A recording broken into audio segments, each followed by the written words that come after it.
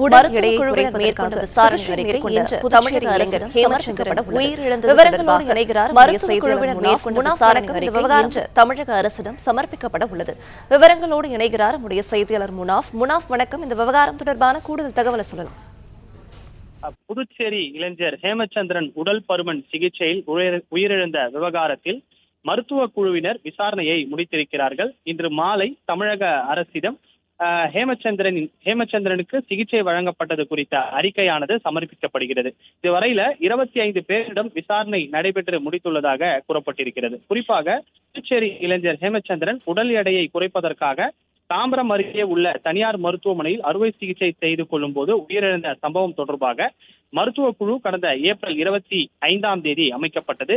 2 இணை இயக்குநர்கள் தலைமையில் 4 மருத்துவர்கள் கொண்ட மருத்துவ குழுவினர் கீழ்பட்ட அரசு மருத்துவக் கல்லூரியில் சம்பந்தப்பட்ட தனியார் மருத்துவமனையின் மருத்துவர்களை நேரில் வரவழைத்து விசாரணையை தொடங்கினர்.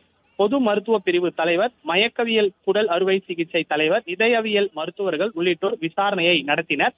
விசாரணைக்கு பிறகு அந்த சம்பந்தப்பட்ட தனியார் மருத்துவமனைக்கு சென்று அறுவை சிகிச்சை நடைபெற்ற அரங்கு மற்றும் அறுவை சிகிச்சை செய்வதற்கான அனைத்து அனுமதியும் பெற்றிருக்கிறார்களா என்று ஆய்வு மேற்கொண்டனர். தொடர்ந்து இதுவரை 25 பேரிடம் விசாரணையானது நடைபெற்று முடிந்திருக்கிறது. இந்த நிலையில மருத்துவ குழுவினர் இன்று மாலை தமிழக அரசிடம் புதுச்சேரி இளைஞர் ஹேமச்சந்திரன் உயிரிழந்த விவகாரத்தில் அவருக்கு வழங்கப்பட்ட சிகிச்சை தொடர்பான அறிக்கையை மருத்துவ குழுவினர் சமர்ப்பித்திருக்கிறார்கள். 25 பேரிடம் விசாரணை நடைபெற்று முடிந்திருக்கிறது. இந்த ஹேமச்சந்திரன் உடல் பருமன் சிகிச்சையில் உயிர்ந்த விவகாரத்துல மருத்துவ குழு கடந்த ஏப்ரல் 25 அமைக்கப்பட்டது. இந்த நிலையில அந்த தனியார் மருத்துவமனைக்கு சொந்தமான மருத்துவர்கள் எல்லாம் அழைத்து விசாரணை மேற்கொண்டதுல அறிக்கையானது தயார் செய்திருக்கிறார்கள். அந்த அறிக்கை இன்று மாலை தமிழக அரசிடம் சமர்ப்பிக்கப்படுகிறது.